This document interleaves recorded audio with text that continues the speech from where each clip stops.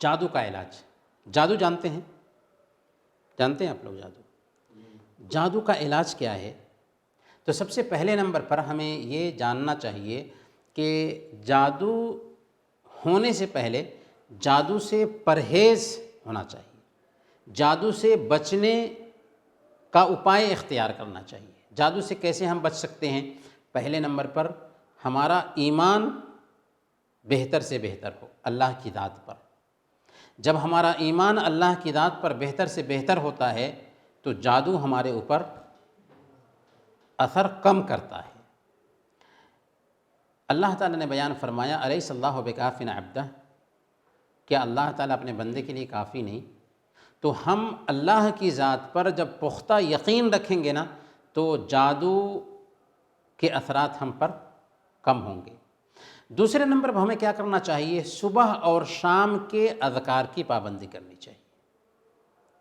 صبح کے اذکار اللہ کے نبی صلی اللہ علیہ وسلم نے دعا کی کتابوں میں بیان کر دیے ہیں. شام کے اذکار بھی اللہ کے نبی صلی اللہ علیہ وسلم نے دعا کی کتابوں میں بیان کر دیے ہیں. بلکہ اور بھی بہت سارے کاموں کے لیے اللہ کے نبی صلی اللہ علیہ وسلم نے دعائیں بتائی ہیں. جب ہم صبح اور شام کے اذکار کا اہتمام کرتے ہیں تو عجیب طریقے سے ہم بچے رہتے ہیں جادو وغیرہ سے. تیسرے نمبر پر اللہ کی جناب میں جادو کے شر سے، جادو کی برائی سے پناہ مانگتے ہوئے جادوگر سے دور رہنا چاہیے.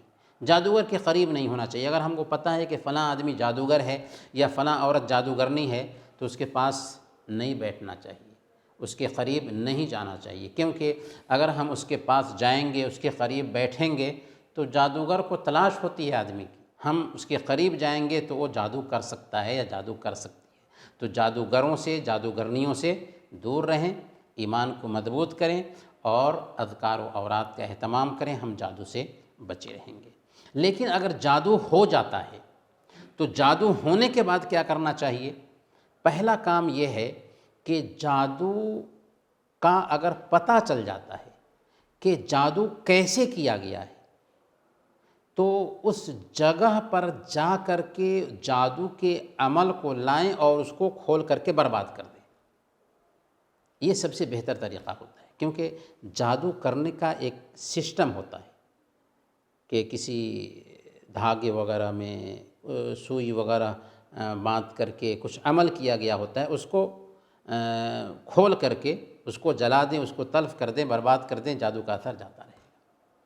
اللہ کے نبی صلی اللہ علیہ وسلم کے اوپر لبید بن عاصم نے جادو کیا تھا تو اللہ تعالیٰ نے باضابطہ وحی کے ذریعے بتایا کہ جادو فلاں جگہ پر کر کے رکھا گیا ہے. چنانچہ اللہ کے نبی صلی اللہ علیہ وسلم نے اس جادو کو نکلوایا. ایک دریا میں پانی کے نیچے میں اس نے ڈبو کر رکھا ہوا تھا تو پانی کو نکالا گیا، پھر اس جادو کو اس میں سے نکال کر کے لایا گیا اور اس کو کھول کر کے برباد کر دیا گیا. تو جادو کا اثر خود بخود اللہ کے نبی صلی اللہ علیہ وسلم سے چلا گیا. اسی طریقے سے اگر ہمیں جادو کا یہ پتہ نہیں چل پاتا ہے کہ کس نے جادو کیا ہے اور کیسے جادو کیا ہے تو قرآن اور حدیث کی جو دعائیں ہیں ان دعاؤں کا جب ہم اہتمام کریں گے تو عجیب طریقے سے جادو کا اثر جاتا رہے گا. جب اللہ کے نبی صلی اللہ علیہ وسلم کے اوپر جادو کا اثر ہوا تھا تو باضابطہ اللہ تعالیٰ نے جبریل امین کو بھیجا تھا اور انہوں نے اللہ کے نبی صلی اللہ علیہ وسلم کے اوپر دم کیا. دم کے کلمات ہیں جو دم اللہ کے نبی صلی اللہ علیہ وسلم کے اوپر جبریل نے کیا تھا وہی دم ہمیں بھی اپنے لوگوں پر کرنا چاہیے جن کو جادو ہے، اور خود ہم دم کر سکتے ہیں. بسم اللہ ارقیک من کل شیء یؤذیک من شر کل نفس او عین حاسد اللہ یشفیک بسم اللہ ارقیک. یہ دعا ہے. اس دعا کو 3 مرتبہ پڑھ کر کے دم کرنا چاہیے، یا اگر زیتون کے تیل میں پڑھ کر کے بدن میں لگا لیں یا پانی میں پڑھ کر کے پانی کو پی لیں تو اس کی بھی گنجائش ہے. اسی طریقے سے یہ دعا بھی پڑھنی چاہیے اللہم رب الناس اذھب الباس اشفہ انت الشافی لا شفاء الا شفاءک شفاء لا یغادر سقما. اس دعا کو بھی 3 مرتبہ پڑھ کر کے دم کرنا چاہیے. شیخ ابن باز رحمۃ اللہ علیہ نے جادو کا علاج کرنے کا طریقہ بتایا ہے، اگر اس طریقہ کو ہم اختیار کرتے ہیں تو بہت ہی اچھا رہے گا۔ طریقہ کیا ہے؟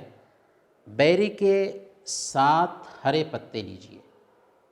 بیری جانتے ہیں نا، بیری کے پتے مردے کو غسل دینے میں بھی استعمال میں لائے جاتے ہیں۔ تو بیری کے 7 پتے لیجئے، ہرے پتے، اور انہیں پتھر وغیرہ سے خوب پیس کر کے باریک کر لیجئے، اور کسی برتن میں رکھ کر کے اس میں اتنا پانی ڈالیں کہ غسل کے لیے کافی ہو سکے۔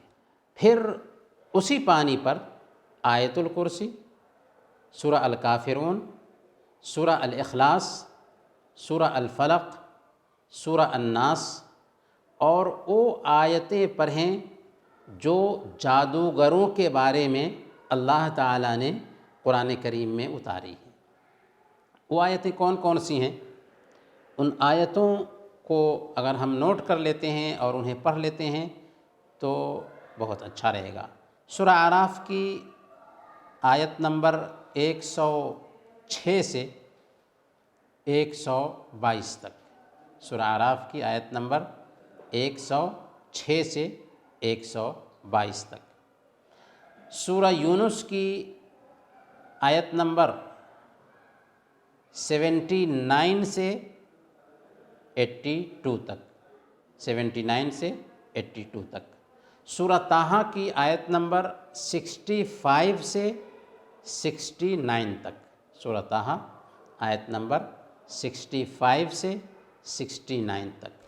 ان آیتوں کو اور ان صورتوں کو پڑھ لیں اور اس پانی پر دم کریں جو پانی غسل کے لیے رکھا ہے، اور اس میں سے کچھ پانی پی لیں اور باقی جو پانی ہے اسی پانی سے غسل کر لیں، انشاءاللہ فائدہ ہوگا۔